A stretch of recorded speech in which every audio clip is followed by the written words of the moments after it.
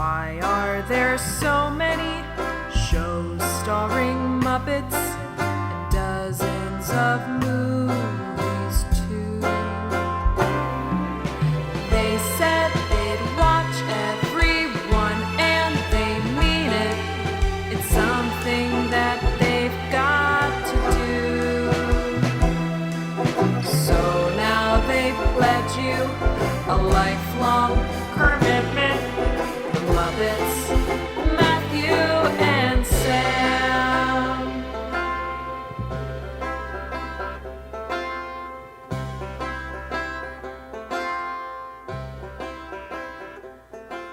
Welcome to Commitment, the podcast where two friends have vowed to watch all things Muppets. I'm Matthew Gatos. And I'm Sam Schultz. And this week we watched the Muppets Valentine Show, which was a pilot that just didn't get picked up because apparently it wasn't good enough. Well, it aired, though. It did air, Yeah. but it did not turn into a series of holiday specials or anything else. And you can watch that if you want to watch it before you listen to us talk about it. You can watch it on YouTube, or it's also on the Season 2 DVD set of The Muppet Show. We're getting into that legal era now where you can actually watch things without trying to track it down on the internet. You possibly might have to spend like $200 on a Muppet DVD or something, but I don't know how much those are now. I think they go for a reasonable price. Okay. It's not too nuts. But yes, it is on YouTube in full for, as we speak this sentence, but it could go away tomorrow. But then we also watched everything else we could get our hands on for 1974. This episode is going to cover all of 1974, which, may have been a mistake, but we're doing it anyways. And it'll be okay. None of it was that interesting, so. But that's going to include a couple of Tonight Show appearances, Jim Henson appearing on What's My Line, and a show called Wonderama, and then some clips from the Herb Albert and the Tijuana Brass TV special. It turns out 1974 was a very busy year for the Muppets after we had a couple not so busy years. And our Muppet of the Week this week will be Miss Piggy.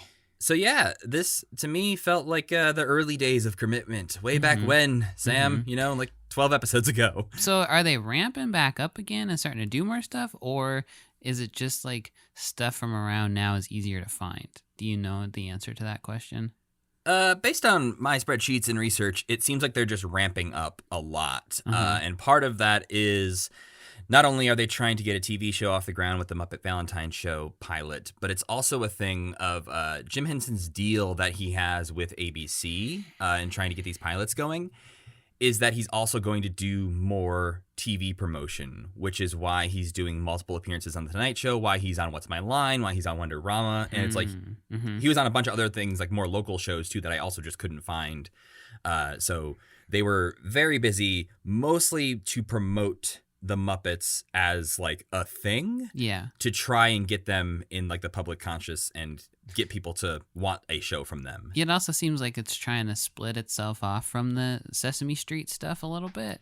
For sure. Because in the past few years, all the appearances have been a Sesame Street Muppet, which Kermit technically is, I suppose, but they don't barely, like Jim barely mentions Sesame Street, or like almost disdainfully mentions it a little bit in some of these interviews that we watched. He very clearly is like, I'd like to talk about the Valentine Show, please, Yeah. and about what the Muppets are doing, not those silly Sesame Street kids. Even though there is, some crossover in some of the stuff we watched with some Sesame Street characters. Yeah, it's practical. You gotta have clout for your weird Valentine show. You only got so many puppets at this point. Yeah. They have not yet created a lot of new characters. We'll definitely talk about some new ones today. But next week, we'll be talking about the Muppet Show Sex and Violence, which is their next pilot. And that's where they really ramp up the character creation.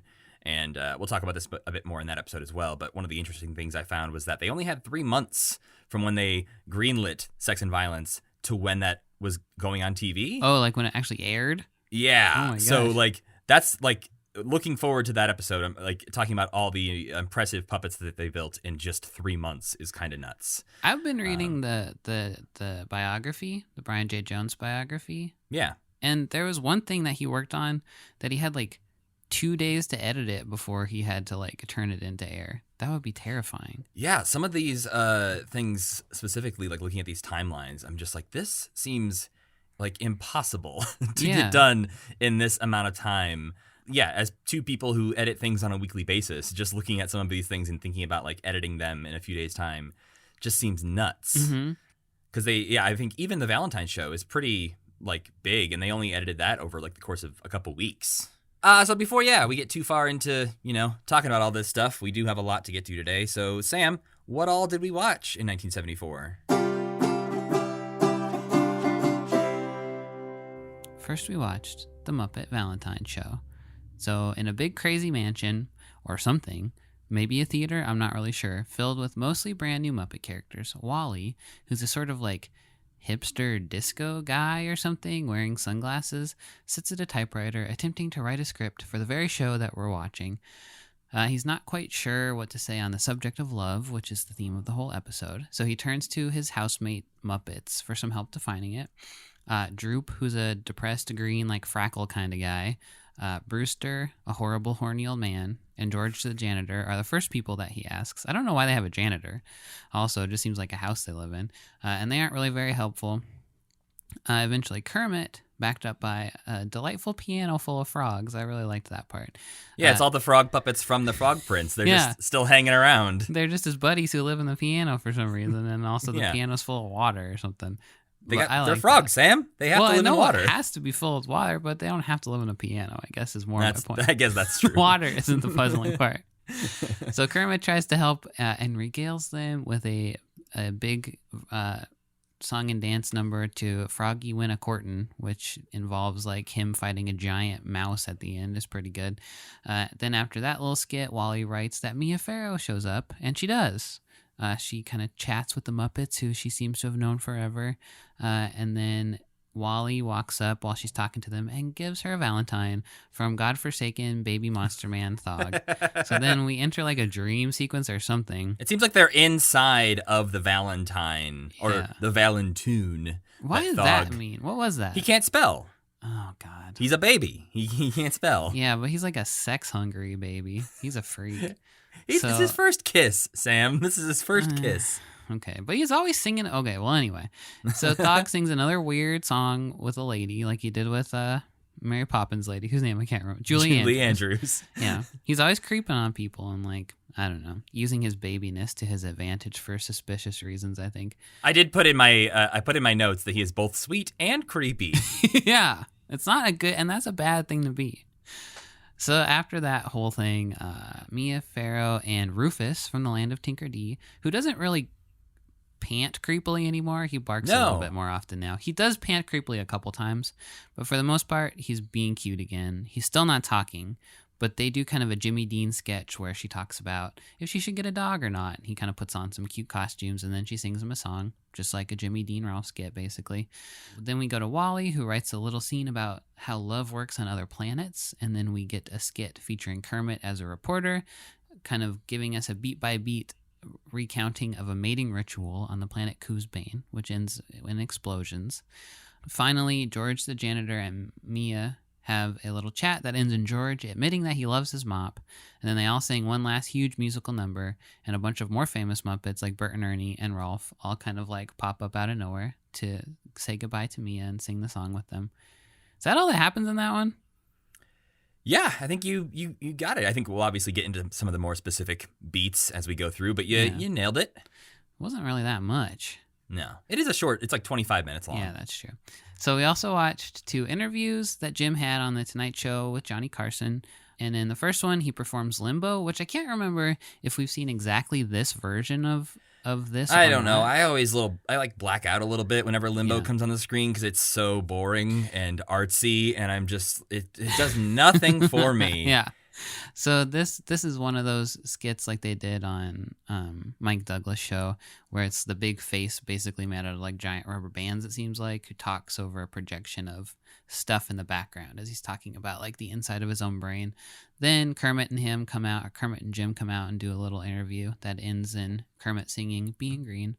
Then the second one starts with another interview with Kermit and Jim, and then a particularly bad performance of visual thinking, I think, with Kermit. Yeah, it wasn't even like again. We had hipster Kermit again, but he also like wasn't super into it. It was a little low key. And the audio was obviously very old and like crackly. Even, I mean, this was like the 70s, and it still sounded like shit for being in the 70s.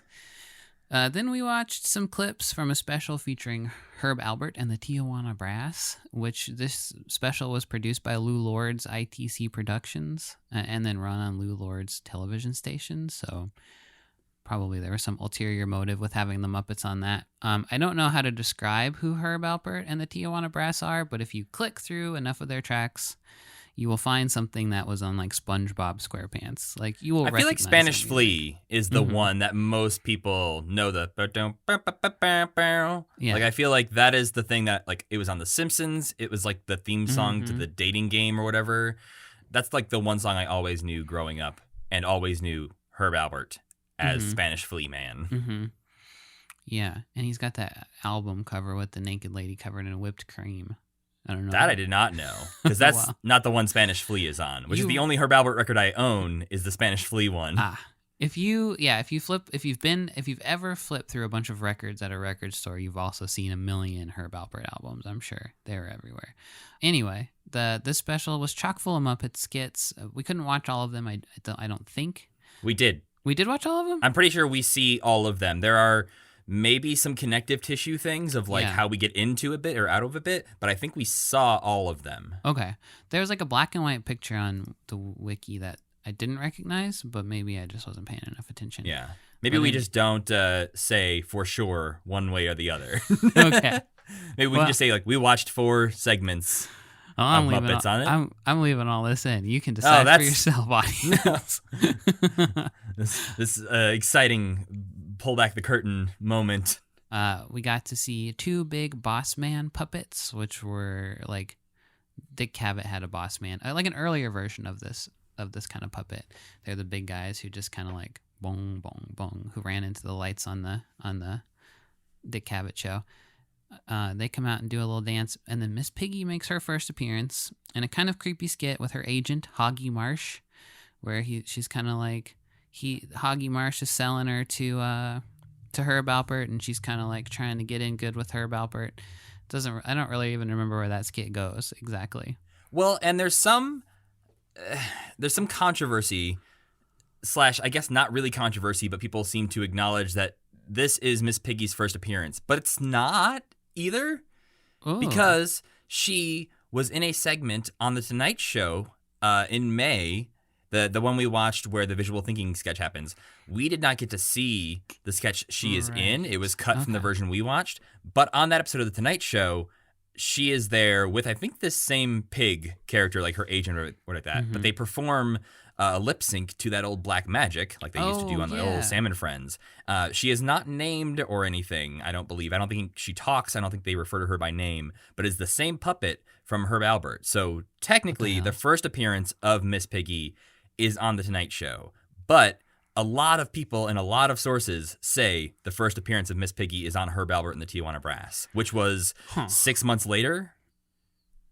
Maybe because they call her Piggy in this one? I think that's sort of why, one, I think like the Tonight Show appearance is probably not super readily available. Clearly, even the version we found, it wasn't in there. So maybe it just gets like swept under the rug of history. But like, yes, she appeared for the first time in 1974, which is why she's our Muppet of the Week. Whether that was on the Tonight Show or the Herb Alpert, people can argue about that if they want. Sure. But this is the first time she is called Piggy by anybody. Okay. So after that, there's also a cute skit with some Snurfs. They call them Snurfs on the YouTube clip. I'm not sure if they really are Snurfs, but little horn-nosed guys who do a little dance to one of the Herb Alpert songs. And then the last thing was a skit starring Gonzo. I mean, they don't call him Gonzo, but he basically is Gonzo. He's even wearing a little tie and stuff. He like dresses like he does now, which I thought was really interesting. Yeah, this is the most Gonzo he's been, because the last time we saw him was in the Great Santa Claus Switch, where he's just his little cigar box Frackle. Yeah. And so now he's pretty much Gonzo. He's pretty much there. Gonzo. He's even more Gonzo than maybe he will be at the beginning of the Muppet Show, because he's got a little tie on, which seems like a Gonzo thing. And then in that skit, he's trying to get away from an extremely horny monster. And that's the whole gist of that one. Then we watched... it's like the Beautiful Day monster, but in an orange wig. So now it's a lady. Yeah. Then we also watched Wonderama, which I believe was a regional East Coast kids show that seems to have run on Sunday mornings for 3-hour blocks. And it kind of sounds like the Mickey Mouse Club. So they would do interviews, music, games, and then they were kind of like interstitial, and then they would show cartoons in between these different kind of chunks of the hosted segments. So every Sunday over the course of 3 hours, all this would happen. Anyway, this is a really short clip of Jim and Kermit doing a sit-down interview with the host. It's mostly notable and fun because Kermit's arm wire falls out. So they spend the whole clip basically talking about and looking at his arm wire and trying to get it back in. I'm guessing this was probably like a 10-minute interview or something, but we only see like a minute and a half. Yeah. And it does seem like he comes out, the arm wire falls out, and they're like, all right, maybe we should cut to commercial or something to fix this. And that's all we get to see. Yeah. But it looked like a fun little interview. And there's like an audience full of screaming children, which was fun too. Then we also watched, this is the last thing I think, Kermit and Jim on What's My Line, which we've talked about before, but a panel of blindfolded judges ask questions and try to figure out the mystery guest profession and identity. Jim is answering through Kermit, who is doing funny voices when he answers, but it doesn't take very long for Soupy Sales, who was an old children's show host, but also had worked with Jim. It doesn't take him very long to figure out that it is Jim Henson. And then Jim answers some questions, including the origin of the word Muppet, which he says is from marionette and puppet, but apparently that's not true. He said that multiple times on things. And then he also other times just says, it's just a word we made up. We never really did much with marionettes. And so it's hard to know exactly the truth because we don't ever see the moment where they're like, haha, Muppets, we should make that a thing. Yeah. So we just kind of have to take both stories as kind of true. Right.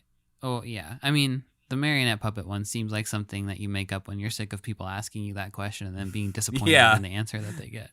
Nah, that's true. Anyway, that was it. I didn't have a lot of background. Like Mia Farrow was the biggest part of, like the biggest star in all of this, or like the most prominent one. She was just a big star in the 70s, best remembered for Rosemary's Baby probably at this point.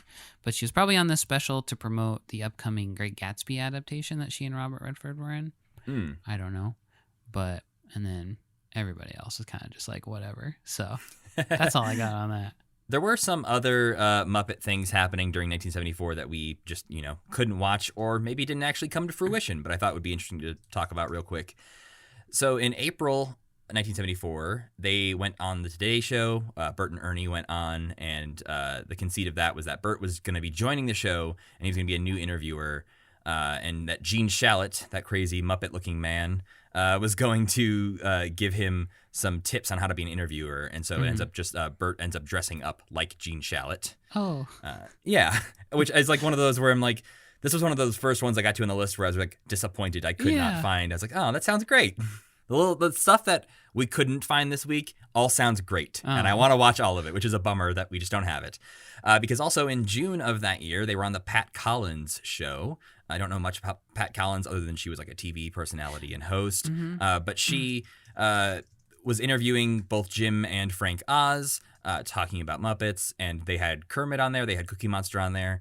And then later on, which this sounds like the cutest part, Rolf appeared with like an animal segment where they had real animals like skunks and things out there with an animal expert. And Rolf got to like interact with the real animals. There's a very funny picture where Ralph is wearing a blindfold and he's trying to guess what the skunk is. And I'm like, there's a lot of like, you're blindfolding a puppet. Who can't, like the man touching the skunk or whatever, like can't feel it. And it takes me back to like when they were having Ralph play charades on like Douglas show. We're just like, all right, I don't feel like everyone's set up for success in this bit.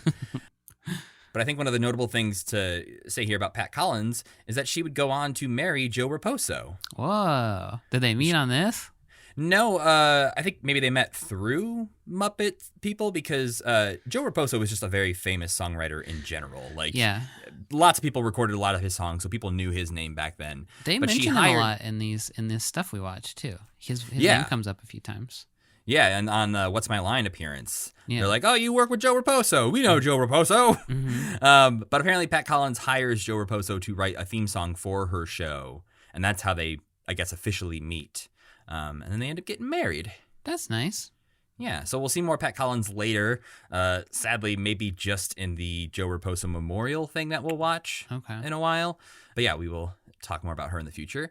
Big Bird and Oscar also go on to appear on a show in June 1974 called Good Evening, Good Morning, which was like a local Boston show, which is obviously why I couldn't find any clips from that. And then in September 1974, we have the Emmys again, where not only do Big Bird and Dick Cavett get to have a little moment together on the Emmys, but also the Muppets themselves were nominated and won for their Sesame Street work Cool. for outstanding individual achievement in children's programming. That's nice. And so this was the first Emmy Award for Jim Henson. Sesame Street had won Emmys before, but he won it, and the co-winners, the Emmys seemed like way weirder and just kind of like, you all get awards back then. But the co-winners of the award were Frank Oz, Carol Spinney, Jerry Nelson, Richard Hunt, and Fran Brill. So they all won one Emmy, I think. Okay. Well, at least they got mentioned because, yes, as I go through the biography, it also seems very apparent to me that everybody else was equally or more responsible for his success than Jim was, because he was a wild man who did a lot of wild stuff that everybody else just had to go along with, it seems like. Yeah, there was two lanes. Either you let Jim go and he'll do some wild shit, or you try and hold Jim back because maybe his shit's a bit too wild. Yeah. Maybe we don't need to do a nightclub with projections on the walls. Oh my God, Jim. That's the chapter I'm on right now. It makes me so mad. I don't know why he's doing it. Like, in this part of the book, he has like people going all over the country trying to pitch this nightclub idea. Well, and he's like sending people out to film things around the country as well. Like Frank Oz is filming stuff. Yeah. You got better stuff to do, buddy. Come on. And then in December of 1974, we get a special that we referenced once before and talked about how badly we wanted to watch it and can't. It is the Out to Lunch special, which is the Sesame Street Electric Company / ABC television personalities all coming together to do this variety show thing that sounds amazing, looks great from all the pictures I've seen, and I want it. I want to watch it, and apparently just, we can't. Aside from all the Rolf stuff that we can't watch from Jimmy Dean, this is like one of the first things I've seen that I feel really sad that I can't see because it sounds so fun. It's one of those things. It's I don't know why it's lost or like where it ended up, because Muppet Wiki has a ton of photos from this thing. So somebody who contributes to Muppet Wiki at some point had this, and I'm guessing it was probably uploaded to YouTube for a while at some point. I think there's a Lost Media wiki that I was looking at about this special.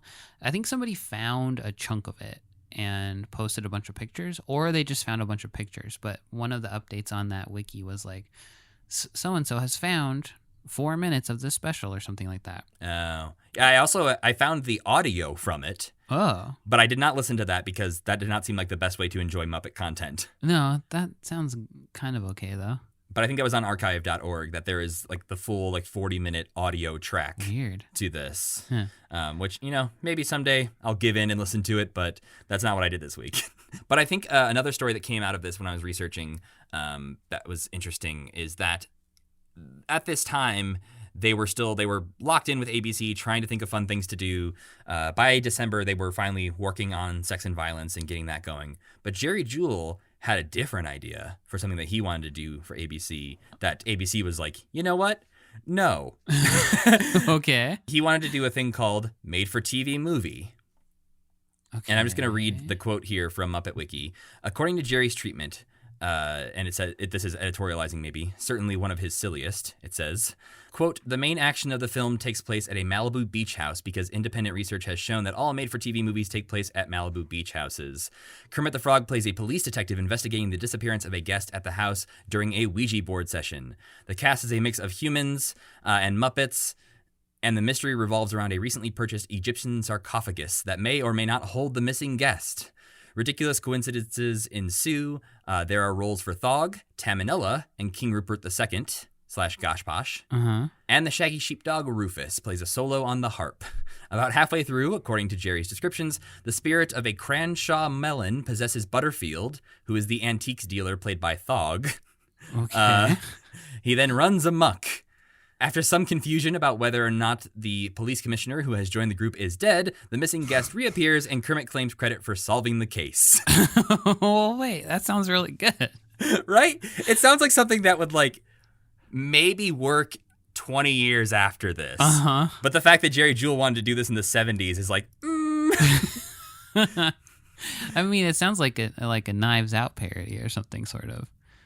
Well, and it seems like something that once they have more established characters like Miss Piggy Yeah. and Fozzie and stuff like that, they could do something like this. Right. But when it's just like, I don't know, Tamanella and King Goshposh and Sweetums and Thog, it's like, Just all who do we these guys got? We have, yeah. That's cool. I want to amend something also. Oh, yeah. I didn't have anything about 74, but I forgot to look up movies from 74. The top grossing movie that year was Blazing Saddles, and the fourth top grossing movie was Young Frankenstein, which seems both Mel Brooks directed movies. Yeah, wild that those both came out in the same year. Yeah, which seems applicable to like the Muppet movie will be kind of a Mel Brooks style movie, I feel like. This is maybe like a new type of comedy. Like a new type of comedy is becoming mainstream that I feel like will bleed over into the Muppets pretty soon, and has a similar sensibility of like everything explodes at the end, or like like broad vaudeville stuff. So, and Mel Brooks is in the Muppet movie, so there you go. Unfortunately. Well, yeah. I mean, I like Young Frankenstein a lot. Oh, I love everything else Mel Brooks, pretty much. I could It's take or leave just his Blazing appearance in the Saddles. Muppet movie. Yeah, quite bad. So before we get too much into Muppets Valentine Show, maybe we'll go quickly, like chronologically, through these other shorter things, talk about them, and come back to Valentine Show. So the first thing we had was that Tonight Show appearance from January 1974. This is when we have the Limbo, Jim and Kermit, and singing Being Green.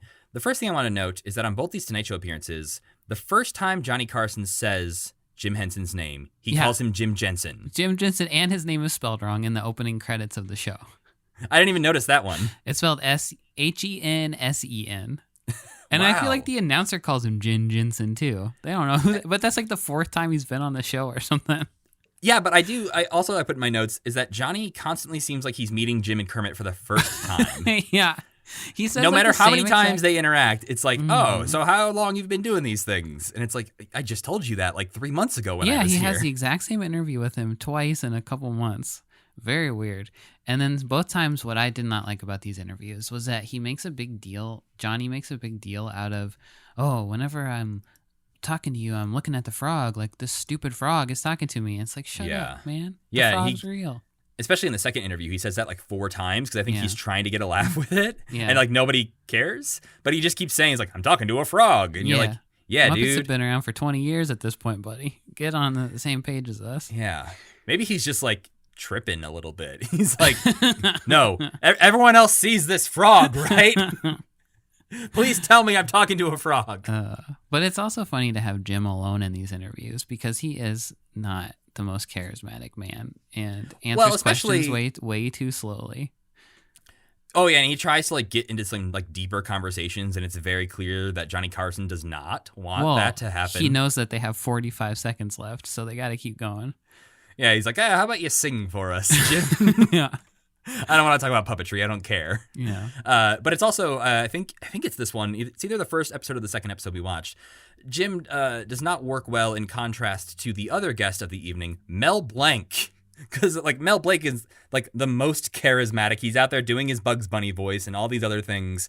And so, yeah, when you have somebody like that who's just like coming out and being a jester for Johnny Carson, and then you bring out Jim Henson, and he's not just being funny Kermit the whole time. Yeah. Johnny Carson's probably like, come on, make the frog do funny voices. I like it. I was kind of like that, too. But on the second appearance, which is in May 1974, Jim's wearing some leather pants. I which made a noted. note of that, too. I also wrote that down. They look very uncomfortable, but you know what? If you had any leg hair on your legs, how could you wear leather pants? They must be lined with something. I don't know. Yeah, I don't know the hairiness of Jim Henson's legs, really. The only time we saw them was when he was playing the ogre. Oh, yeah. Tamanella's ogre. I did not really track, though, how hairy they were at the time. I would guess so extremely hairy is my if he's playing an ogre's bottom half, probably. Yeah. But I wondered if, because in the first appearance they have on the Tonight Show, Johnny Carson says something about Kermit's like clothing or that he's not wearing anything. Mm-hmm. So I felt like maybe it was like a little joke that Kermit comes out this time in his fancy jacket and a tie. Of just like, last time I wasn't fancy and now this time, look, I dressed up for you. Yeah, unfortunately, Johnny Carson can't remember 3 months ago, so... But I do feel like this time, which again is only a few months later, Jim Henson is like more prepared and is a little bit better of like an improver as far as like answering Johnny Carson's questions. And also maybe Johnny Carson's just asking better questions this time. But we get like a lot of backstory on Kermit this time. When they're asking about like what he eats and stuff, he says he eats a cheeseburger and chocolate milkshake. Yeah. My favorite is like when Johnny's once again asking how long Jim has been doing this or like how old Kermit is. Jim Henson says he's like 17 years old, and then Kermit corrects him and says 19 years. That was kind of creepy, I thought. It was a little odd because it didn't seem like a rehearsed bit of like, I'm going to say this and Kermit will correct me. It was like the Kermit section of his brain said, no, you're wrong, Jim. Yeah. Haunting. He's Twilight zoning it. But which one is right? Who knows? I don't think Kermit was right. Kermit wasn't 19 at that point, was he? Oh, I guess maybe he was, because it was 74 and they started in 55. Yeah, he would have been 19, so Kermit was right. Jim Henson was wrong. What the hell? What happened? I don't know.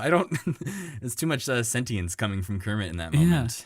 Yeah, but Kermit was a lot funnier. Like, Kermit had some good one-liners in that one. Yeah, because he's asking, Johnny Carson is asking Kermit if he's married and if he's a bachelor and all this stuff, and it just kind of like, Johnny Carson's smoking a cigarette, and he just like stops asking questions. Kermit stops responding. There's a pause, and then Kermit looks at Johnny Carson and says, "Did you think that was going somewhere?" Yeah. What was he going to start talking about? Having sex with frogs is the next logical part of that conversation. Yeah. I love that. Like, Jim Henson is a very good improv guy when it comes to responding to questions. Yeah. But as far as like carrying the bit further, he's not always like top tier improver. And so that's one of those moments where he did this with Ralph once before on the Mike Douglas show, where he was just like, I'm out of material, man. This is I don't have any good jokes about this. I don't know what you expect from me. Yeah. I mean, some setups ain't so great. But those are fun. And the Muppets will like host the Tonight Show eventually, right? Yeah, in 1979 as a promotion for the Muppet movie. Kermit and Fozzie and Miss Piggy all show up, but Kermit replaces Johnny Carson for an entire hour and a half long episode. I'm very excited to watch that whole thing. I've watched bits and pieces through the years, but they interview Vincent Price, who they already know from the Muppet Show, and a few other people. Cool. But yeah, I'm very excited to see. I think that's going to be one of the first times we really get to see like Kermit welcomed into popular culture as like a real person frog. And I really did get the vibe that this was almost like a calculated reintroduction of the Muppets by Jim. Like, that permeated all of this, I feel like, everything we watched. It's very clear this was like a promotional blitz that they were out doing to just reintroduce Jim Henson, like not only Muppets, but also Jim Henson to people as not just that Sesame Street guy. And maybe try to like de-kiddify Kermit the Frog a little bit too, because I assume everybody just knew him from Sesame Street at this point. But he got to talk about some nasty things. But after that Tonight Show appearance, we then would go on to watch them on the Herb Alpert and the Tijuana Brass special. We talked mostly about these, but I had a few little extra thoughts. I thought these Boss Men puppets were much more impressive. They were really cool. They were like the fur, the way it moves on them, their faces are very expressive. Yeah. Like, these are like, you almost forget that they are like 12 feet tall and that they're doing this thing because they're so like, the way they manipulate them is so convincing as a character. Yeah, I also thought they were very good. The old Boss Man puppet basically just had like 2 eyes. Is that what it was? It was not a very like interesting face, but this one's got a big old nose and eyes that seem to like shift their focus a little bit. I think you texted me that you were happy that we didn't have to watch this whole special. And I was kind of excited about this special, but then the clips we watched, I was like, oh, this seems like it's boring. Yeah, the fact that I found all of them was exciting because I was like, I don't really care about other things Herb Alpert is doing. Yeah. And especially after watching so many of these like Julie Andrews things where the in-between bits are just them singing show tunes for a long time. I'm like, you know what? I'm good just watching the Muppet parts. Yeah. So yeah, we got to see the Miss Piggy appearance, which was, again, brief, and it just kind of shows that she liked Herb Alpert and wanted to sing with him.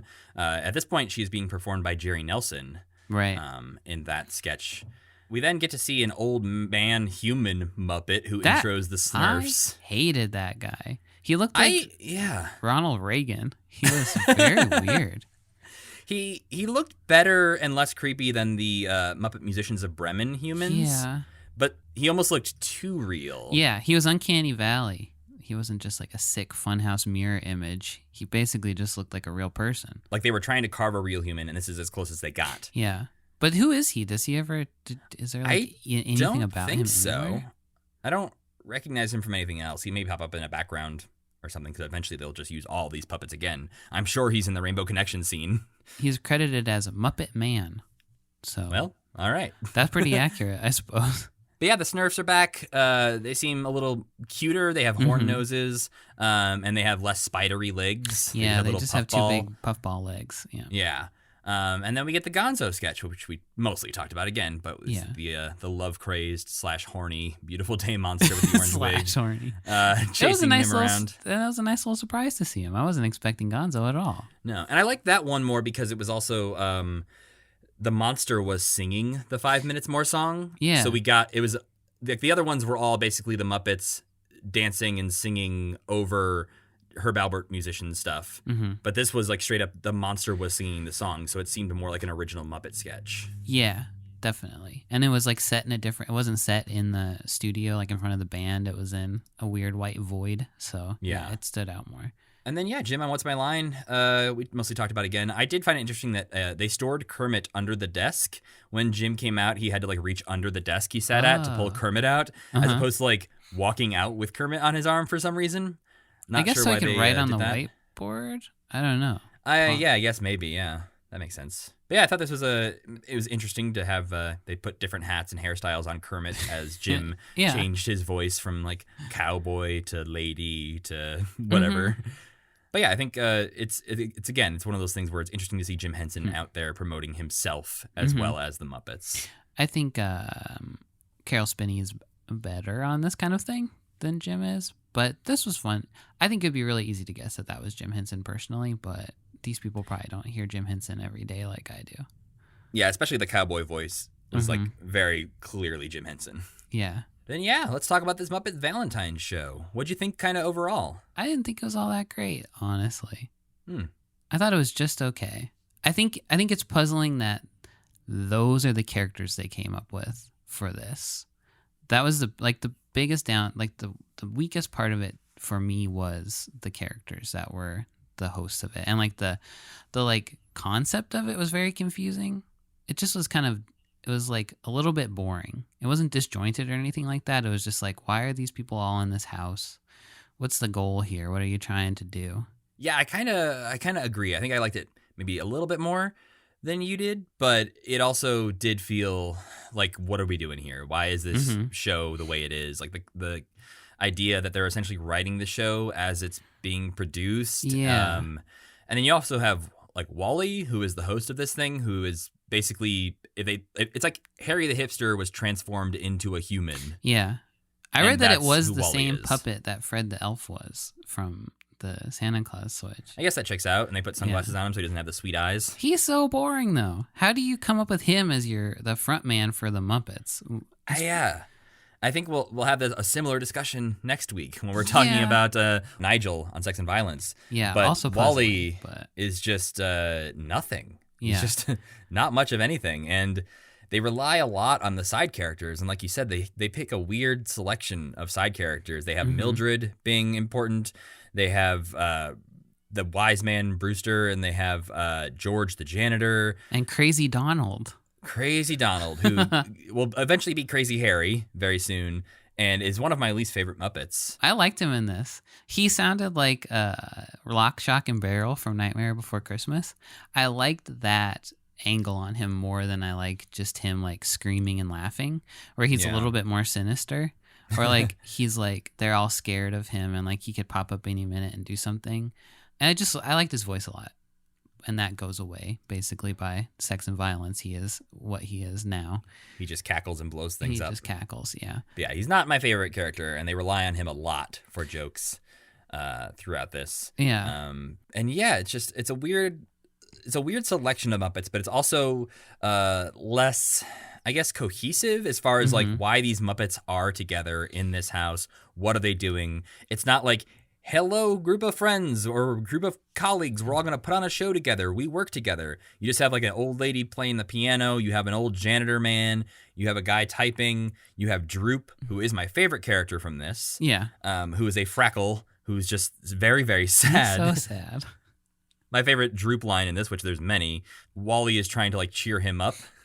And he's like, it's okay. I still have my self-pity. I think Mia Farrow said, "Oh, come on, Droop, it can't be that bad." And he said, "No, it's worse." Yeah. He was very good. And I think the ultimate Droop line, which will stick with me for a long time from this, is when they're offering her tea and crumpets. He's like, "We used to have a crumpet, but it died." And then later on, they like open up the little tin and the crumpet's in there like, "Oh, hi, I'm here." And he's like, "Oh, the crumpet lives." But he was good. I think it is very telling, though, that none of these characters basically ever get to do anything ever again. Mildred pops up a lot, I think, but... Yeah, we will see a handful of them as sort of semi-regular Muppet Show characters, but they're not the stars of the Muppet Show by any means. No. They will just be around in the background. They're just there because they built them and didn't have anything else to do. So yeah. One moment that I really liked was the Froggy Went a Courtin' scene that they had, where Kermit is going to seduce a mouse. And then gets... well, sure, okay. It's an old folk song. Stuff like that was happening back then. Yeah, frogs are seducing mice left and right. Yeah. But before they get into that, Kermit is trying to like get people to focus on him. Oh yeah, that was so and funny. like no one's looking at him, and he's like, "If you're looking at me, or if you're looking, and if you're looking and no one's looking," he's like, "Well, if you were looking, you'd be looking at a frog who has been," and he quotes a line here. He says, "A frog who has been fricasseed in the frying pan of love," and I was like, that immediately sounded very familiar, and I realized Rolf said exactly that same thing on a Jimmy Dean Show episode about Lassie. Wow, good memory. Yeah, it was just such a weirdly specific phrasing of "been fricasseed in the frying pan of love" that I'm like, wait a minute, we've heard this, and we heard it from Muppets. But yes, Ralph says it about Lassie at some point. And then when he says it to Jimmy Dean laughs as if it's like a thing he's never heard. So I don't think it was like a common saying. Maybe it was like a Southern Mississippi boy thing that Jim Henson would say. But I thought it was a very interesting, like sort of like little callback to the Jimmy Dean days. And then everybody stops to finally listen to him, and they say, "All right, tell us all about it." And he says, "I don't want to talk about it." Yeah. But then we do. We get the musical number of Froggy Went a Courtin'. Which we was see Kermit really on a good. bike. Yeah. Riding his bike, which we'll see more famously in Muppet Movie and Great Muppet Caper and a bunch of other things. Once they figure out how to put Muppets on bikes, they're going to show you that they know how to do it. I think it's interesting that a lot of this stuff, like when you read articles about the Muppet movie eventually, a lot of the articles will be like, "You finally get to see so-and-so's legs," or "Wow, they're on bikes." But all of this stuff has happened so many times. Like, you see Kermit's legs every freaking time Kermit shows up. Yeah, it's similar to, I think, that thing of like Miss Piggy's first appearances on this. And it's like, well, no, she was around earlier, and us pedants will argue with you that she actually appeared for the first time in May 1974. Sorry you didn't have the internet in 1979, you idiot. But actually, you saw Kermit's legs a lot of times. Yeah, it is one of those things where it's, I don't know, it's similar to that thing when everyone was freaking out about, like, were the SNL Muppets the real Muppets or not? Let's fight about this. It was sort of similar to me. Like, anytime I see somebody make a bold claim about the Muppets, I do have that little, like, fanboy moment where I'm like, that's not true. But then I think, who cares? Well, I only think it's interesting with the Muppets because it feels like they have gotten to rewrite their own history, very thoroughly. Where eventually we're going to hit a point where it's like a reboot of the whole idea of Muppets, and we're not supposed to remember that anything happened before the Muppet Show. And like Sesame Street was always there. At some point Sesame Street started. Who knows if it was before or after the Muppet Show, but like they will effectively erase everything that happened up until that point. Yeah, you're right. I think that's the fact that the Muppets get to rewrite their own history is really interesting, and we'll talk about that even in our Muppet of the Week this week, talking about Miss Piggy. But I think we've already seen examples of that. Like we talked about Jim saying it's marionette and puppet smashed together, or sometimes just saying, no, it's just a fun word we made up. Yeah. And that is something that, when you don't have the internet and social media, it's a lot easier to lie. Or just like maybe even forget and make up a new story on the fly of like, that sounds true. Yeah. Let's just say that. I was 19 when I thought this up 20 years ago. So right. I didn't think about this that hard. Now I'm on Johnny Carson and he wants to know the truth. Yeah, but there's no reason to think that Fozzie Bear wasn't like the second Muppet after Kermit. And that's just what it seems like. Right. It's that thing where, again, the idea of Ralph being the first nationally popular Muppet, most people have no idea that that's what happened. Everyone kind of assumes that Sesame Street and the Muppet Show were the two things that launched the Muppets. And it's like, one, those two things were almost 10 years apart. Yeah. And no, just that's wrong. Yeah. If anything, Sesame Street kind of solidified the whole thing. But yes, for sure. Like Sesame Street put the Muppets into pop culture in a way that nothing before that really had. Yeah. Well, anyway, the Froggy Winnicortin thing is a huge standout. The frogs and the piano are so funny to me for some reason, who pop out whenever Kermit wants to sing. Like, I like Kermit's whole thing here. He is a lot like Tinker D Kermit, I think, where he's a little bit of a trickster and also like wants to put on a little song and dance for everybody and kind of is like the ringleader of this little group of frogs, which is cute. Like, he's pretty cute in this and not creepy or rude like he can be other times. But then so much of this is Thog based. I can't like it. Yeah, that's fair. But I mean, you get good stuff. Like, you get the giant rat mouse like full body costume in that Froggy Winnicortin sketch that like wants to beat up Kermit, and Kermit doesn't just run away. He's like, I've watched a lot of kung fu. I can totally beat up this mouse. And they fight for like 4 days in a row or something. Yeah, and at the end, Droop just shows up as Cool Droop on a motorcycle and takes her away. Yeah. But yes, you are right that there is a lot of Thog. Specifically, we get to see Thog's Valentine thing where he dances and sings with Mia Farrow. A very pregnant Mia Farrow, by the way. But we do get to see Thog dance with her and sing his real live girl song. His first kiss. He's dancing with a real live girl. Yeah. He's so, again, he's such creepy. a little loser. I hate him. Yeah. We're running out of Thog material, though, I think. Like, yeah, Thog's going to get quiet pretty soon. I think once he gets onto the Muppet Show, I think we do hear Thog a couple more times, but he definitely is not the star of things as much anymore. Yeah. But yeah, we'll skip over the rest of the Thog stuff because, again, neither of us really enjoyed it, and you hate Thog. Well, so, it's just boring, kind of. Like, I don't care about this. Even beyond my hatred of the character, I don't really care about this big puppet dancing around, I guess. Like, it happens so often, they must think that they, like, want me to care about it, but I can't do it. Yeah, he's got a big old sweater that I'm like, somebody had to knit that. That was a fun big knit sweater, yeah. That's true. We then, get the scene with Mia and Rufus talking about how she maybe wants to get a dog, and he's sort of auditioning for the role. And I thought this was a very cute Rufus moment, specifically when she's talking about getting a show dog that can like be fancy. He puts on a monocle and a top hat. Yeah.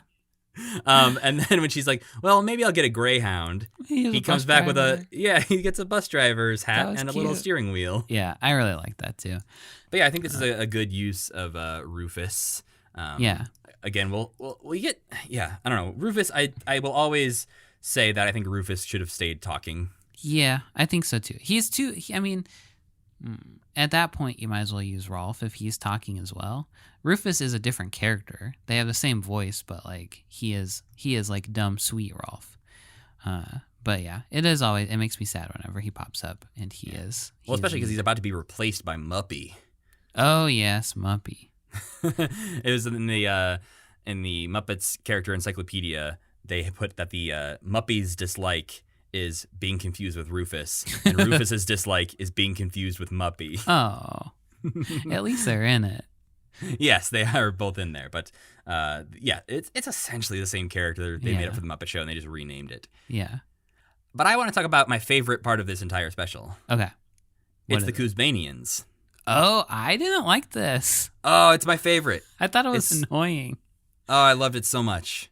I think it's like one of my favorite things that I like that have had Jerry, Frank, and Jim all being parts of something, and I think they're all just going for it so hard this that like we have the two Kuzbanians who are aliens who are about to essentially have sex. But their version of sex is that they run full speed at each other and then explode, and then little babies just appear, and the adults are essentially gone at that point. But I don't know. This really got me. I love the sound effects. I love the performances from the puppets. I loved everything about it. Okay, when you put it that way, I gotta hand it to this short that it was very good. it wasn't necessarily my thing, but when you say that it was like those three guys like giving it their all with great set design and great puppets and like a solid idea for a skit and a solid ending, I will admit, even though I found it annoying, it was pretty good. Well, then we'll see more Kuzbanians in the future as well. A weird note I found out about the Kuzbanians, which I want to believe is still canon, but I can't believe it is. Disney seems like they would have undone this. But in 2009, the book Star Wars: The Essential Atlas came out and included Kuzbane in the index listing every planet. Whoa! So at a certain point before Disney had Lucasfilm, Kuzbane was listed amongst the planets in Star Wars. But it isn't anymore? I would imagine that book was probably made non-canon. Let's see. It's still on Wikipedia. Is it under Legends or canon, though?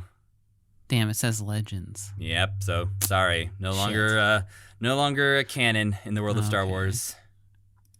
We were so close to the crossover we talked about a couple weeks ago. I mean, we definitely get a crossover in the Muppet Show, so we'll get there. Oh yeah, that's true. But yeah, the rest of this special is pretty much just George realizing he loves his mop. He doesn't love humans, but he loves his mop. He sure does. And then we get the goodbyes, whereas Brewster the Creep wants multiple goodbye kisses from Mia Farrow. And then Bert and Ernie and Ralph show up. Yeah. And I like that Ernie is surprised that Bert is there. Why are any of them there, including all of the main Muppets in the show itself? Yep, great question. Why is Mia Farrow there? Who knows? Why is anyone doing this at all? Yeah. If I got shown this this pilot, I think I would also pass on it, or at least like there's no structure to it. No. And I think it's this idea that they wanted to do holiday specials, and this was their first go at it. And I'm like, oh, yeah, no, it makes sense that it took you another, 40 years to get this Muppet Halloween special that we're about to get this year off the ground. Because, yeah, clearly tying yourselves to one holiday wasn't the way to go. No. Because you also didn't even really focus on Valentine's Day or the love angle that strongly. It was Know. confusing. I did want to note, though, one last thing about this special that is sort of something related to what we brought up in the past. So Real Live Girl, the Thog dance with Mia Farrow, was choreographed by Christopher Lyle. Lyle. I'm sorry, I don't know how to say that correctly. It's Lyall. Mm-hmm. But Christopher Lyle and Kermit Love, who we've talked about, basically created Big Bird together. Like Kermit Love was like the main big puppet builder, but Christopher Lyle also helped design and build elements of Big Bird. Mm-hmm. And the other thing to note is that Kermit Love and Christopher Lyle were a couple for like 45 years until Kermit Love died. Whoa. Yeah. And there's some very good articles that talks more about both of them. One is just called Big Bird's Gay Dads. Which I like. And there's a Daily Beast article that did a really good interview with Christopher Lyle. And that article is called Big Bird's Big Gay Love Story. Wow. So I figured that was a good little Pride fun fact to add in for this week. That's really sweet. I didn't know that. Yeah, I did not. That just came up in my research of seeing these names cross over. And then I saw the article called Big Bird's Gay Dads. And I was like, excuse me? What is this? I need to know more. One more thing I wanted to add is that I think it's really weird that if you turned the camera in this special to the right, if you rotated it to the right, you would see the background of the backstage set of the Muppet Show. Did you notice that? No. Is it just like the way the stairs and stuff are built? It feels like that? The stairs go up to a bunch of doors with stars on them. Like that, like exactly the same as in the Muppet Show. Huh. I did not even notice that. I just wish I understood I wish they had spelled out better what they thought all the Muppets were doing in that house. Yeah, I think that's the main sort of issue with this one is that there is not a grounding element that we get with the Muppet Show. And even next week we'll talk about Sex and Violence has that, where it's like, we are here to do this thing. Yeah. Whereas this is just like, we rented a house for the weekend, and I decided to write a screenplay about love. It does seem like they live in an Airbnb. Yeah. Yeah. It's like a bunch of friends had like a vacation house, and one of the friends decides to use that weekend to write a screenplay, and the rest are just like, okay, I guess we'll help. Yeah. While you're ruining our vacation. Yeah. But I guess you got Mia Farrow here, so that's cool. Yeah. I don't know. But yeah, like I said, I would pass on this pilot, or I'd offer copious notes on this pilot. too confusing. Yeah, I think it is the most Muppet Show thing we have seen so far. It's very clear they are headed in the direction of the Muppet Show. We're going down that road, but it's still not quite refined in the way that we will see over the next few episodes. And a continuing hesitance to let Kermit be a star, which is very, very confusing. It's very interesting that they keep trying these Wally and Nigel. Like, they keep introducing new characters to try and be the heads of these things instead of just like letting their old stars be the stars. Yeah. Well, speaking of stars, we have maybe the biggest self-described star for our Muppet of the Week this week. We got Miss Piggy, which, I mean, it might seem surprising that we haven't talked about her yet, but I wanted to save her for her debut week to talk about her. But Miss Piggy, you know her. She's the diva, the prima donna, karate chopping pig. She's in love with Kermit. She's initially referred to as Piggy Lee, which is a reference to Peggy Lee. Do you think that's still her name, technically? So we're talking about Henson and company rewriting their own history. We've got a lot of that happening with Miss Piggy, so buckle up. Okay. Because they quickly changed that. It was said that maybe they didn't want to like make Peggy Lee feel like they were insulting her in any way, so they kind of wanted to get away from that. But Miss Piggy has at times said her actual first name is Miss. Okay. And in one interview, she said her full name is Miss Pigathea Lee. So I guess that still keeps both canons in place where she could still be Piggy Lee, but also makes it Miss could be her first name if she is Miss Pigathea. I mean, I might not have the answer. Who's Peggy Lee? Peggy Lee was an old singer, I think, in the 50s and 60s. Okay. I will double check that. Yeah, she's saying Fever. Oh. Yeah, that song. Okay. But yeah, she is, I think, what we might recognize her from the most, aside from like singing and songs that we would hear and everything, is being the voice of Peg in Lady and the Tramp. Okay. And that's the one who sings the song about Tramp, right? Yeah, she's sort of the, she's the dog who looks dog. like Goldie Hawn. Yeah, I know. Like, that's the only way I could describe her, is that dog looks a lot like Goldie Hawn to me. But yeah, Miss Piggy's birthday apparently is June 14th, so we just missed that. Sorry, Piggy. Her looks have changed a little bit throughout the years, especially in these first few years of her existing.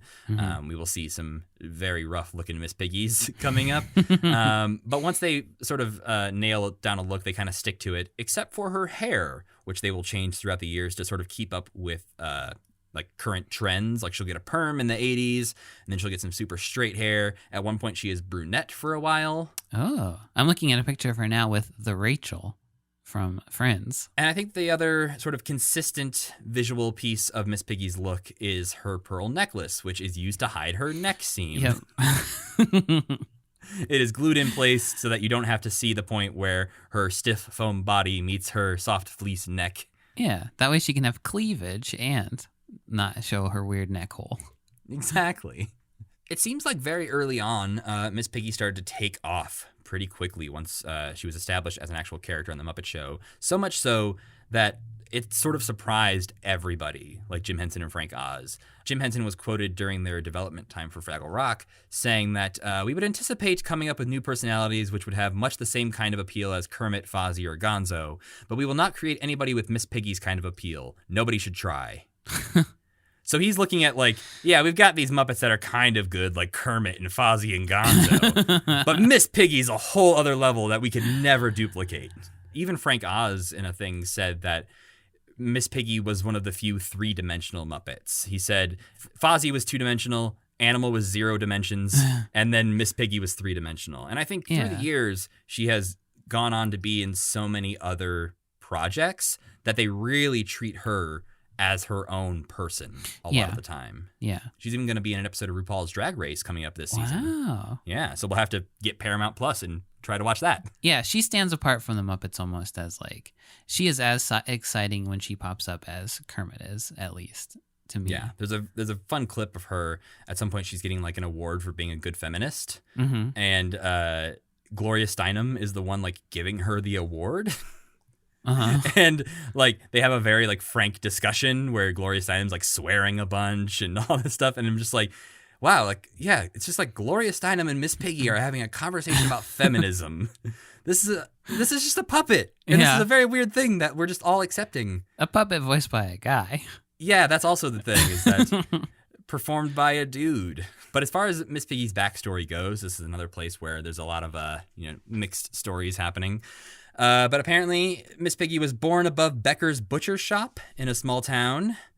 Frank Oz has also gone on to Frank Oz comes up with hefty backstories for some of his characters that other people don't necessarily do. Mm-hmm. But, we'll take it. He said Miss Piggy's father chased after other sows, and her mother had so many piglets, she never found time to develop her mind. Wow. And Miss Piggy said, I'll die before I live like that. Mm-hmm. So she ran away to the city. And she said life was hard at first. People got all the jobs. Pigs had to take what was left. So to keep going, Miss Piggy walked a sandwich board for a barbecue stand. And she eventually became a mascot for a local TV sportscast called Pigskin Parade before she was on the Muppet Show. But then there's also commentary in the Muppet Morsels on the Muppet Show DVD that you can pop up while you're watching it if you want. The pop-up video thing? Yeah, exactly. Reveal that her father died in a tractor accident when she was young. Oh, no. And that her mother wasn't very nice to her. And so she left home as a teenager after graduating charm school and worked in a department store selling gloves. All right. Who comes up with this stuff? Who wrote that? I don't know, but somebody decided, you know what would be great if her dad died in a tractor accident. Yeah. But it says then it also sort of lines up with the previous one saying she was forced to pose for some ads, including a bacon product, and that she also had to enter beauty pageants to survive in the world. Because sometimes the Miss Bogan County beauty pageant from the Muppet movie is canon, and sometimes it's sort of not. So it's, again, that sort of thing of is this the real story of how the Muppets met? Sort of. But then as far as the character of Miss Piggy goes, Frank Oz did perform her on that Tonight Show appearance. But then early on in the Muppet Show, before she was really established as a character, Jerry Nelson and Richard Hunt and Fran Brill even all sort of swapped off who was going to be Miss Piggy because it wasn't really a character yet. But apparently what sort of solidified it is that Frank Oz says, in one rehearsal, I was working as Miss Piggy with Jim, who was doing Kermit, and the scripts called for her to slap him.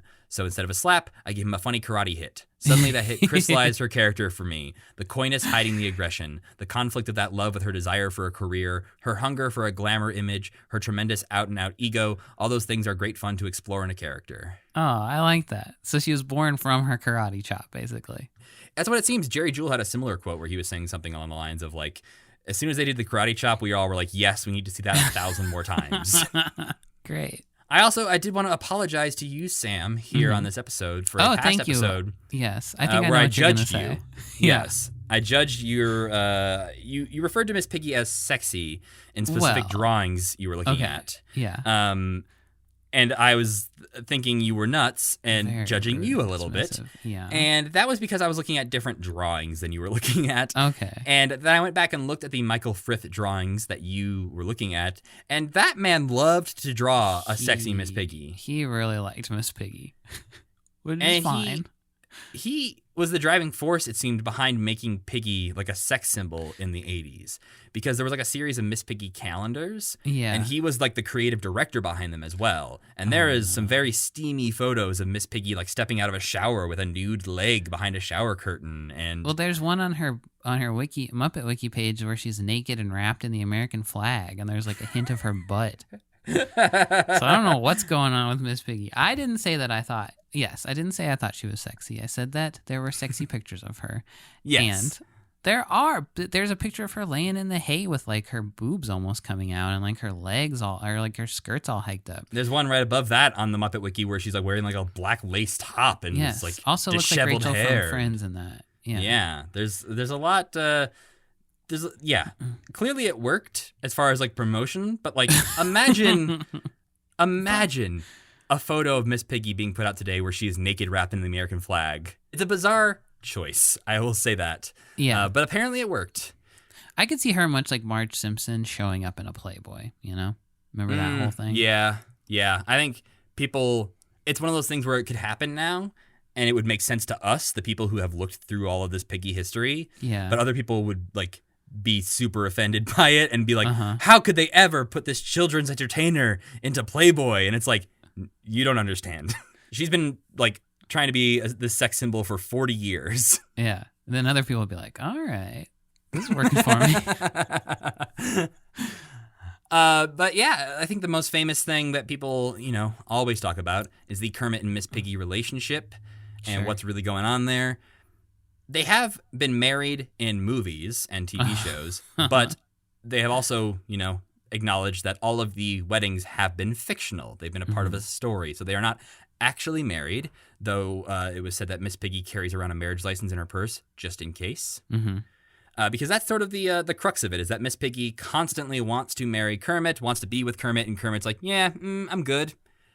But he has Why? acknowledged over the years that at times they have dated, and most specifically in the 2015 ABC Muppets series. Before that was about to come out, they did a big press thing where they announced that they had formally broken up before the series came out, because that series revolves a lot around the fact that they used to date and no longer do. So do they date in the Muppet Show? Do you know? Like, are they a couple? Or I don't think they're ever officially a couple in Okay. that. I think there are times in interviews and things where Kermit will just tell people, like, oh, yeah, we love each other, we're together. But I don't know that in the Muppet Show itself they ever exactly, say that is the case. Okay. But it is definitely one of those things that we will see once Miss Piggy really becomes a star. It is literally the only question interviewers will ever ask for the next Sure. 40, 50 years, because dear God, when I've been compiling clips for us to watch in future episodes, almost any talk show appearance, the host will say, so how about you and Miss Piggy? How about you and Kermit? What's going on there? And it's varying degrees of body conversation. Joan Rivers has a conversation where she's basically asking Kermit if him and Miss Piggy have sex. And then in Muppets Most Wanted, we see a little dream sequence thing where they show the children that Miss Piggy and Kermit would have. And there's some very cursed Muppets, because we get a little baby that looks like Miss Piggy but has green skin. And then we have a little baby Kermit that has pink skin. I would imagine that most people think that they are together, probably also from Muppet Christmas Carol, where they are playing not themselves, but are married and have babies.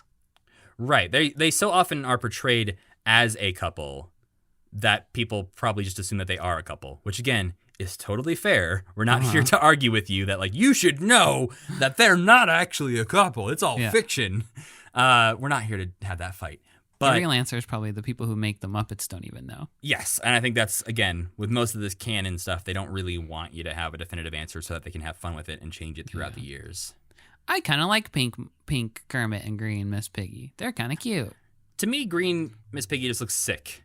She looks like she's about to puke. Pink Kermit's cute, though. Come on. Yeah, he's all right. It's just a little too, fleshy. Yeah, maybe. He wouldn't feel very pleasant. She would Yeah. be all cold and slimy, and he would have, human flesh. But as far as performers go for Miss Piggy, obviously Frank Oz is the main performer that everyone knows and loves. And he was Miss Piggy from The Muppet Show in 1976, if we don't count the Tonight Show appearance where he didn't do a voice, until the Today Show appearance in 2002. And then Eric Jacobson, who we've talked about many a time, took over and has been Miss Piggy since 2001, 2002 until now. Mm-hmm. But we did have some alternate performers. We had Jerry Nelson performing her on the Herb Alpert special. We had Fran Brill performing her in the Muppet Show Sex and Violence. We had Richard Hunt performing Miss Piggy for a lot of Muppet Show Season 1 before they really nailed down this character. And then later on, in Frank Oz's tenure, you had people like Kevin Clash performing Miss Piggy but not doing the voice. Okay. And then Frank Oz would dub it in later on. Mm-hmm. And yeah, we mentioned briefly some of her family, like her mom and dad, who she apparently didn't have the best relationships with. Mm-hmm. But yeah, she also has some nephews, Andy and Randy, who will be I hired forgot about those on guys. certain projects. Uh-huh. And then in the books, she has an Aunt Wiggy, who Okay. just sort of is there. And then she also has a 6-year-old niece that she refers to at some point, but we never see. So Okay. not a huge family, but an elaborate backstory with the family we do know about. Well, her whole life has been based around trying to leave behind those humble beginnings. So Yeah. Which I think it's an interesting story, talking about this small town girl, tragic farming accident, needing to run away. Yeah. Is interesting. But again, I wish we'll talk in a little bit about our feelings about Miss Piggy, but I do wish that was more of her story, and they would let that seep in a little bit more to her actual character. Yeah. 'Cause I think it's one thing to say a lot of these things about characters, but if it's not there, in the media, it doesn't really matter. But yeah, some fun facts about Miss Piggy. In 1998, she released her own perfume entitled Moi, unsurprisingly. Okay. You can still find some bottles on eBay if you want. I'm not sure how good it would smell this many years later, but you can buy it for a relatively cheap price because maybe old perfume smells real bad. Yeah, and maybe nobody really wanted a Miss Piggy perfume, so. But she also put out a few books, including Miss Piggy's Guide to Life, which was on the New York Times bestseller list for 29 weeks. Cool. Yeah. Good for her. And it peaked at number 4. She didn't hit number 1 on the New York Times bestseller list, but she hit number 4 and was there for 29 weeks, which wild. And then I think the last little fun fact here is that she has a dog named Fufu that we'll see on the Muppet Show, and she still has that dog on things like Muppets Now and the ABC series. And on the Muppet Show specifically, that dog is sometimes played by a puppet and sometimes played by a real dog, much like Muppy. Like we'll occasionally just have like a real dog running through the background of a sketch, and you're just like, whoa, that's very different and noticeable. That's weird. Yeah. But Fufu does not talk, so more like a Rufus and a Muppy than a Rolf. Mm-hmm. But yeah, how do you feel about Miss Piggy? I think Miss Piggy's hilarious. That's how I feel about Miss Piggy. I like her quite a bit. I think she's done dirty a lot. The more I watch the Muppet movie, the more I think this movie is extremely disrespectful to Miss Piggy. Well, and that's sort of the thing that bugs me about her as a character in general, is because I think that I find myself not liking Miss Piggy as a character, but I think it's only because of the way everyone else treats her. And so it makes her as a character less interesting to me because I know when she's on screen, she's going to be the butt of every joke. I feel like she is more feared and respected eventually than she is in the early days, at least. Like, she has put her foot down to a certain extent and been like, I am all of your boss now, and I'm the Muppet everybody likes the most, except maybe Kermit. Yeah, I think I know what you're saying. Like the real world version of Miss Piggy, and by that I mean like the one that shows up in interviews and interacts with real people, is more interesting than she probably ever is in any of the media that she's in. Yeah, it's just very weird that like every character has decided that they're okay with making fat jokes about Miss Piggy. Like everyone from Rolf to Kermit, like people who are never mean to anybody else are mean to Miss Piggy. And that's, I think, what like disrupts the memory of her character in my brain is that like she makes other characters meaner by existing in these things. And like obviously that's not like her character's fault. The way they are writing these things is that like it's always okay to make a joke at Miss Piggy's expense. Yeah. And so like because that's what we largely get of Miss Piggy, I don't always love when she's in things, which she is in literally everything. Once she becomes a star, she is in every movie, she's in every TV show. It's probably not something that I pay as much attention to as I should, that the jokes about her are distasteful. I like her though, because I think her boundless self-confidence is an interesting characteristic, and like it makes her funny, but it also makes her like, I think she's cool. I don't know. I just like her a lot. I think it is something that is not as apparent when you just think about Miss Piggy in general. But I think as I've gone back and started to watch like a lot of Muppet Show episodes from the later seasons, it is one of those things that continues to be a trend, is just hearing those same sort of jokes over and over. And even the guest stars get in on them. And it's like they bring the guest star in and it's like, okay, well, don't forget to make the joke about Miss Piggy not fitting into her costume this week. Okay. Well, that's not good. Yeah, so it just kind of, it becomes so much of a running gag that it is hard to ignore at a certain point. Yeah, and maybe in the Muppet movie it's slightly less that and more just like, almost like, that one leans more towards sexism, and they just hate her seemingly for no reason. They just resent the fact that she exists. Which is one of those things I think they do better in the 2015 Muppets series, is that basically people dislike her because she is stuck up and she thinks she is better than all of them and that she deserves better treatment than all of them. And that's why they don't like her and don't want to hang out with her. Yeah. Which I think is more fitting with her character as we have seen her, is like, if anyone's going to dislike her, they should dislike her for the way she behaves towards them. She's got a legitimately horrible personality. So yeah.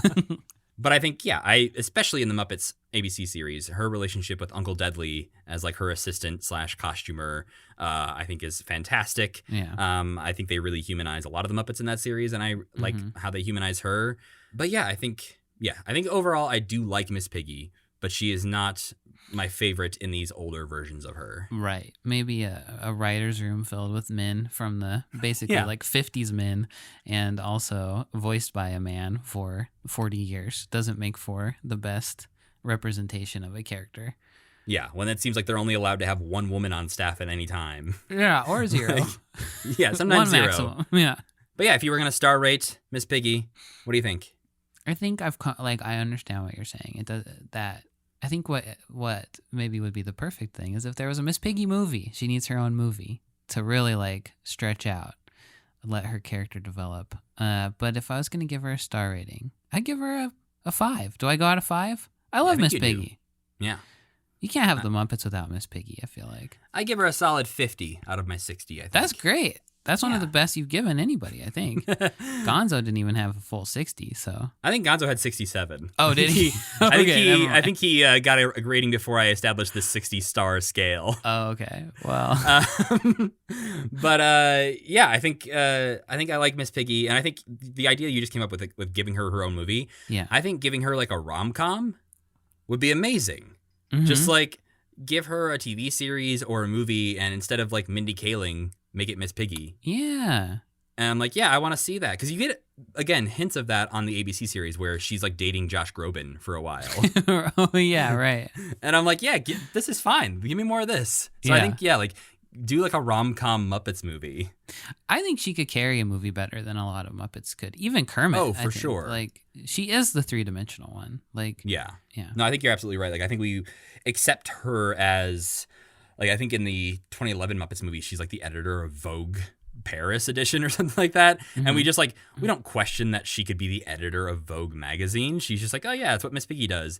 But I feel like Kermit's always got to have this like swamp boy like vibe to him a little bit. Like he's still the old country boy. Ralph's got to play a piano or something at some point. Fozzie's always going to be a comedian no matter what setting they're in.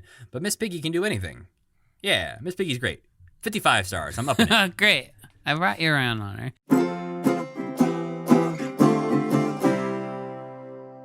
So yeah, we had a lot of Muppet stuff to watch this week. Did you have any time to watch any non-Muppet things? Oh, you better believe I went to see Fast and the Furious 9. Oh, F9, dang. the Fast and Furious saga or whatever it's called now. They go to space? Well, that's a big spoiler, but yes, they do. I mean, it's in the trailer. It is? They're like dressed in like duct-taped astronaut suits and they're on a rocket. So Oh, see, I think everyone's assuming they're going to space. I didn't assume that they would go to space, but they don't. The space part is like a bit of a goof. They're having it on as opposed land. to the rest of the super serious. Now, hey, wait a minute. There is like a car chase going on while Roman and Tej are in space, having a bit of a goofy space adventure. And they're just barely in space. They're more like in the troposphere or whatever. But yeah, they do go to space. I liked it. I think Fast and Furious 8 was pretty bad. Well, I don't know. Have you seen any of them? I've seen the first 2. Okay. That's it. I know they've got wild after like 4 or 5. I think to me, the most amazing thing about the Fast and Furious movies is that they are, in my opinion, quite good for what they are. Like, they're not embarrassing to watch necessarily. They're silly, but they are not bad. They're well made. They look nice. Some of the actors are okay. It's like a delight to watch them. The only one that I don't like is 8. So I was nervous for this one, but this one was one of my favorite ones. Oh, nice. I have a lot of, it like made me feel good about the future of the series, which has already gone on for 10 movies. So I hope there are 10 more. And Vin Diesel is an old man by the end of it because he's already looking a little old. Yeah, you don't realize like obviously, you know, people age over 20 years, whatever it is. Yeah. But you go back and look at that first Fast and Furious movie, you're like, oh, he was a very smooth, bald-headed baby. Yeah. But this one, it has like some great flashbacks that I feel could set up like a prequel series of Fast and Furious. Has them go to space. Are we gonna get like de-aged CGI Vin Diesel in these flashbacks? they cast somebody good enough to be young Vin Diesel, and that's why I feel like it's potentially what they're setting up. Gotcha. He just seemed like somebody who could like be a movie star. I don't remember exactly who he is, but like he worked really well. He was better than Vin Diesel as an actor. So, all right. Anyway, not to like besmirch Vin Diesel too much because I like him in movies. The guy who's playing him is named Vinny. His the real guy name who's young Vin is Diesel? Vinny. Well, that's Yeah. why Vin picked him. Like, yeah, He's like, I only will hire another Vin. I mean, I wouldn't put it past him. He's This got is some the- weird on-set requirements, it This seems. is the man who makes them frame every shot, so he's the tallest person in the movie. Yeah. Which he is short. He is not a tall man, so No. he has to get like an apple box, so he'll look taller than The Rock. Yeah, which he is not. I think according to even Google, which Google lies sometimes about these things, but Vin Diesel is 6 foot and Dwayne The Rock Johnson is 6'5". Yeah, Those so- men should not be easily eye to eye. No, but they always are. How about you? Did you watch anything? Yeah, I watched Luca, the new Pixar movie. Oh yeah, how's It's that? Real good. Okay. I was a little worried. Just the trailers didn't do a whole lot for me on this one, and I was not the biggest fan of Soul or Onward. So as far as I like think recent Onward Pixar movies sucks. go, I did not care for either of those that much, and so I was like going into it with sort of like that expectation, Yeah, and it vastly exceeded that expectation. that's good. It's much more fun and like truly heartfelt. In a way that I felt like I didn't really connect with Soul that much. And Soul just has a weird vibe to it. Soul. We talked about this after we watched Luca last night, where the main thing with Soul is that it is like the main character. It becomes not his story. It becomes about a different character, and you're just like, oh, all right, cool. I guess we don't care about this guy anymore. Mm-hmm. And Onward for me had some like unearned sappiness that like at the end I enjoyed the message, but I didn't think it earned its way to that ending. Whereas I feel like this has everything that those two movies are missing as far as like that goes, where it's the emotional arc of the main character. It's all about his arc and it's about like his emotions and all this stuff. And I think they handle all of it really, really well. So yeah, I definitely recommend watching Luca. It's on Disney Plus and it's not part of the Premier Access thing, so it's free with your subscription. So next week, we are going to be watching the other Muppets pilot that came out pre-Muppet Show. It is sometimes called the Muppet Show Sex and Violence. Sometimes the Muppets just refer to it as the Muppet Show pilot because they don't want to say the word sex. This is one that seems to only be available to watch on the season 1 DVD of the Muppet Show. So I couldn't find it anywhere else. yeah, I can't find it on Vimeo or archive.org or anywhere else. So unfortunately, if you want to watch this one along with us, you're going to have that season 1 Muppet Show DVD set. But we'll also be watching some Electric Company clips that are another like Sesame Street crossovers, as well as another Jim Henson Tonight Show appearance.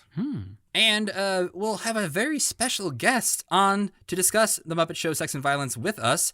We will have the man who's been mentioned multiple times on this podcast, Brian J. Jones, the author of the Jim Henson biography. Hell yeah. Yeah, that's very exciting. I am excited to talk to him and pick his brain about all the things we have talked about. I'm not trying not to overwhelm him with like too many Muppet related questions. We'll try to keep it focused, but he's done it. He's done the research. He knows all the things we know. I've been reading that book and there's some crazy stuff going on that I wish I had known when we started this podcast. Yeah, there's a lot of that. I wish I had known Jim Henson was so rich when he had first started. That He's buying changed lots of cars. Yeah. But yeah, so join us next week and we'll have that fun little chat/interview with Brian J. Jones. We need to thank our friend Tuna for creating the music for this podcast and Cassie Wilson for singing our theme song. You can follow the podcast on Twitter at CommitmentPod, where you can find us tweeting out fun things throughout the week, usually where you can watch the next thing we're going to watch. But since you Not can't this watch time. Sex and Violence, sorry, you're not getting that one. But you can also email us, mail@commitment.com, if you have any Muppet memories you'd like to share with us. Or, just like let us know how we're doing or say hi, either way. But you can follow me on Twitter at Matthew Gatos. And I'm at Slam Schultz. And as always, keep believing. Keep pretending.